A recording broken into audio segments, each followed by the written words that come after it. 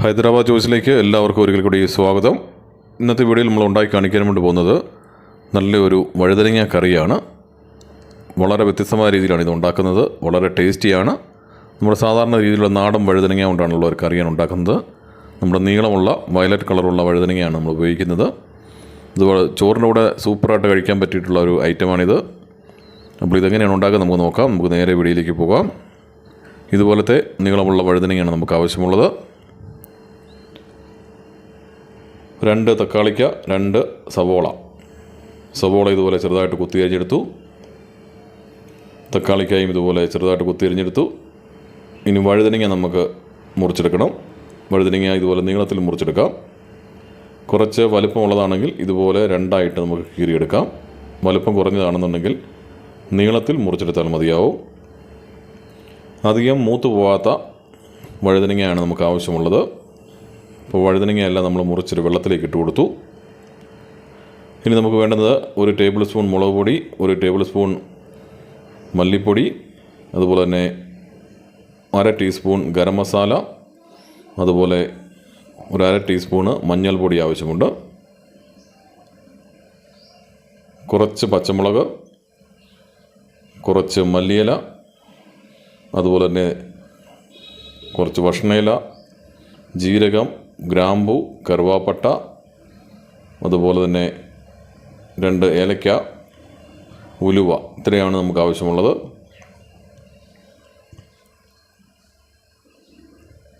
പുളിക്ക് ആവശ്യമായിട്ട് നമുക്ക് കുറച്ച് വാളംപുളി വെള്ളത്തിലിട്ട് കുതിർത്ത് ആവശ്യമുണ്ട്.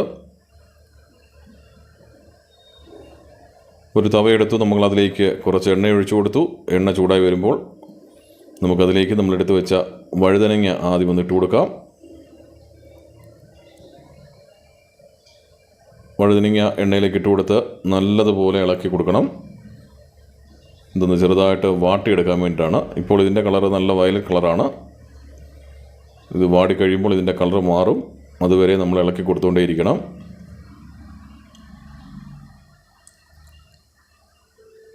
ഒരു 5 മിനിറ്റ് നേരം ഇളക്കിയിട്ട് കൊടുത്തുകൊണ്ടേയിരിക്കുക. അപ്പോൾ ഇതിൻ്റെ കളറൊക്കെ മാറാൻ തുടങ്ങിയിട്ടുണ്ട്. ഇതുപോലെ വയലറ്റ് കളർ മാറി ഒരു ബ്രൗൺ കളറായി വരും. ഇത് അത്യാവശ്യം ഫ്രൈ ആയിട്ടുണ്ട്. ഇതുപോലെ ബ്രൗൺ കളറായി ഫ്രൈ ആയി കഴിയുമ്പോൾ നമുക്കിത് എണ്ണയിൽ നിന്നും കോരി മാറ്റാം.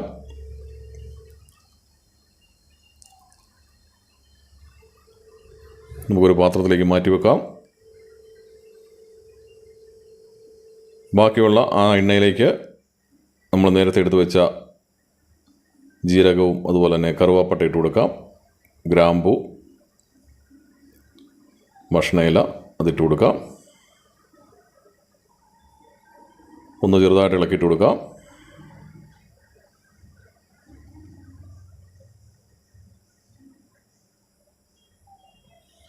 ഇനി അതിലേക്ക് നമ്മൾ നേരത്തെ അരിഞ്ഞു വെച്ച സവോള നമുക്ക് ചേർത്ത് കൊടുക്കാം.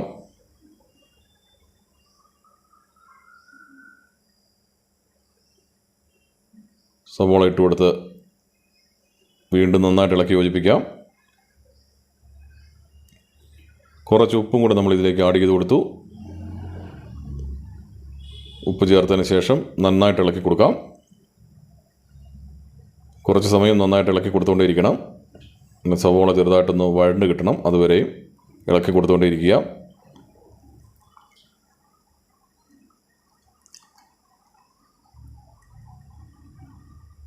സവോളയുടെ കളറൊക്കെ മാറി വരുന്നുണ്ട്.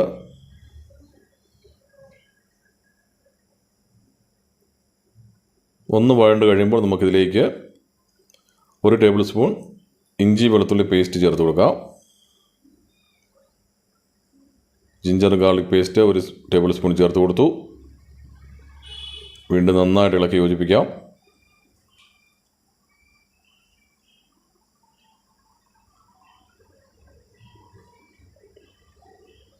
നല്ലതുപോലെ ഇളക്കിയിട്ട് കൊടുത്തുകൊണ്ടിരിക്കാം.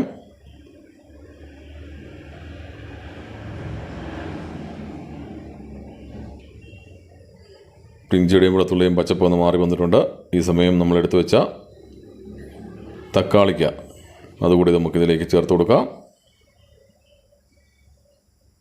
തക്കാളിക്കയും ചേർത്ത് കൊടുത്ത് വീണ്ടും നല്ലതുപോലെ ഇളക്കിയിട്ട് കൊടുക്കുന്നു. ഇത് ഉണ്ടാക്കാൻ കുറച്ച് സമയമെടുക്കും, കാരണം പെട്ടെന്ന് ഉണ്ടാക്കാൻ പറ്റുന്നൊരു കറിയല്ല. നമ്മളിതുപോലെ ഇളക്കിയിട്ട് കൊടുക്കണം. കുറച്ച് ക്ഷമയോടുകൂടി ചെയ്യേണ്ട ഒരു കറിയാണിത്. നല്ലതുപോലെ ഇളക്കി യോജിപ്പിക്കുന്നു. തക്കാളിക്കയുടെയും പച്ചപ്പൊക്കെ ഒന്ന് മാറി ഒന്ന് വാടി വരണം, അതുവരെ നമ്മൾ ഇളക്കിയിട്ട് കൊടുത്തുകൊണ്ടേയിരിക്കണം.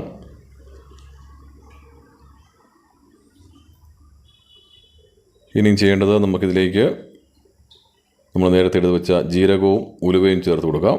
ആദ്യം ഞാൻ ജീരകം ചേർത്തെന്ന് പറഞ്ഞു, ജീരകം നമ്മൾ ചേർത്തില്ലായിരുന്നു. ഇപ്പോഴാണ് ജീരകവും ഉലുവയും ചേർത്ത് കൊടുത്തത്. അപ്പോൾ ഈ സവോളയും തക്കാളിക്കയും നമുക്കൊരു മിക്സിയുടെ ജാറിലേക്ക് ഇട്ട് കൊടുക്കാം. ഇതുപോലെ അടിച്ച് ഒന്ന് പേസ്റ്റാക്കി എടുത്തു. അത് വീണ്ടും നമുക്ക് ആ തവയിലേക്ക് ഇട്ട് കൊടുക്കാം. നമ്മൾ വെള്ളം ചേർത്തിട്ടില്ല, വെള്ളം ചേർക്കാതാണ് ഇത് അടിച്ചെടുത്തത്.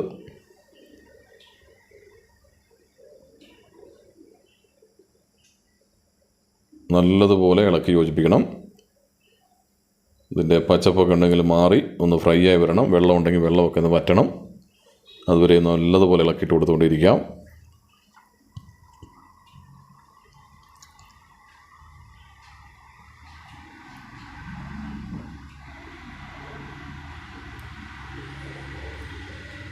അപ്പോൾ ഇതിൻ്റെ പച്ചപ്പൊക്കെ ഒന്ന് മാറി വെള്ളമൊക്കെ വറ്റി കളറൊക്കെ ഒന്ന് മാറി വന്നിട്ടുണ്ട്.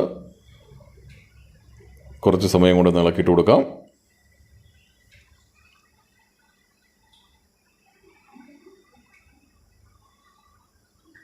ഇനിയും ചെയ്യേണ്ട, ഇതിലേക്ക് നമ്മളെടുത്ത് വെച്ച പൊടികൾ ചേർത്ത് കൊടുക്കണം. മല്ലിപ്പൊടിയും മുളക് പൊടിയും മഞ്ഞൾപ്പൊടിയും ഗരം മസാലയും അതുകൊണ്ട് നമ്മളിതിലേക്ക് ചേർത്ത് കൊടുത്തു.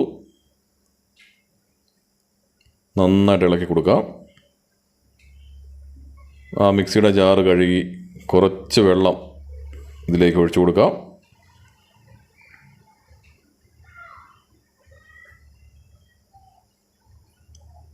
വീണ്ടും ഒന്നുകൂടെ ഇളക്കിയിട്ട് കൊടുത്തു.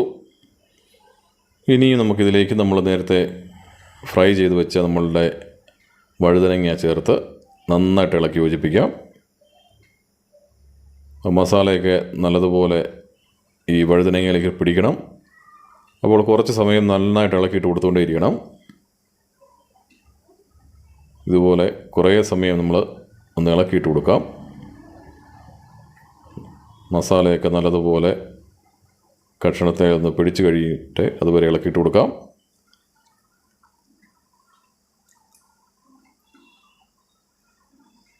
ഇനി നമുക്കിതിലേക്ക് കുറച്ച് വെള്ളം ഒഴിച്ചു കൊടുക്കാം. ഇതുവരെ നമ്മൾ വെള്ളം അധികം ചേർത്തിട്ടില്ലായിരുന്നു. ഇപ്പോൾ ആവശ്യത്തിന് വെള്ളം ചേർത്ത് കൊടുക്കാം. അതിനുശേഷം ഒന്നുകൂടെ ഒന്ന് ഇളക്കി യോജിപ്പിച്ച് കൊടുക്കാം. ഇനി ഇതിലേക്ക് പച്ചമുളക് നമുക്കിട്ട് കൊടുക്കാം. പച്ചമുളകും കൂടെ ചേർത്ത് വീണ്ടും നന്നായിട്ട് ഇളക്കിയിട്ട് കൊടുക്കുന്നു. ഇനി ഒന്ന് അടപ്പൊന്ന് അടച്ച് വെച്ച് കൊടുക്കണം. ഒരു 2 മിനിറ്റ് നേരം ഇരിക്കട്ടെ. 2 മിനിറ്റ് കഴിഞ്ഞ് നമുക്ക് തുറന്നു നോക്കാം. അപ്പോൾ അത്യാവശ്യം തിളയൊക്കെ കയറി വന്നിട്ടുണ്ട്. നല്ലതുപോലെ ഒന്ന് ഇളക്കി യോജിപ്പിച്ചിട്ട് കൊടുക്കാം.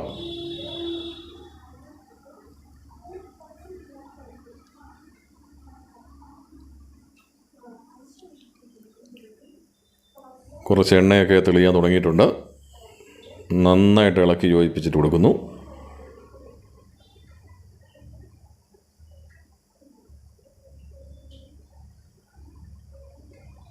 ഗ്യാസ് നമ്മൾ മീഡിയം ഫ്ലെയിമിലാണ് വെച്ചിരിക്കുന്നത്.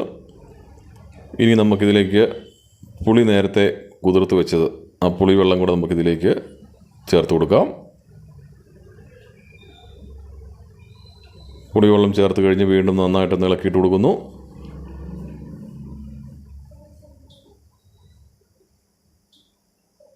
ഗ്യാസ് എപ്പോഴും നമ്മൾ മീഡിയം ഫ്ലെയിമിന് വേണം വെക്കാൻ, കൂട്ടി വെക്കരുത്. പുളിവെള്ളം ചേർത്ത് ഇളക്കിയതിന് ശേഷം വീണ്ടും ഒന്നുകൂടെ അടച്ചു വെച്ച് കൊടുക്കുന്നു. ഒരു 2 മിനിറ്റ് കഴിഞ്ഞു. നല്ലതുപോലെ ആവി കയറി വന്നിട്ടുണ്ട്. ഈ സമയം നമ്മൾ നേരത്തെ എടുത്ത് വെച്ച മല്ലിയില കൂടെ നമുക്കിതിലേക്ക് ചേർത്ത് കൊടുക്കാം. മല്ലിയില വേണമെങ്കിൽ മാത്രം ചേർത്ത് കൊടുത്താൽ മതി, ഇല്ലെങ്കിൽ ഒഴിവാക്കാം.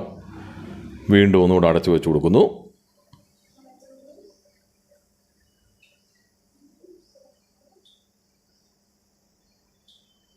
അപ്പോൾ നമ്മളുടെ കറി റെഡി ആയിട്ടുണ്ട്. നമുക്ക് സെർവിങ് പ്ലേറ്റിലേക്ക് മാറ്റി. അപ്പോൾ ടേസ്റ്റി ആയിട്ടുള്ള ഈ കറി എല്ലാവരും ഉണ്ടാക്കി നോക്കണം. ലൈക്ക് ചെയ്യണം, ഷെയർ ചെയ്യണം. സബ്സ്ക്രൈബ് ചെയ്യാത്ത കൂട്ടുകാരുണ്ടെങ്കിൽ സബ്സ്ക്രൈബ് ചെയ്യണം. വീണ്ടും അടുത്ത വീഡിയോയുമായി വരുന്നതായിരിക്കും.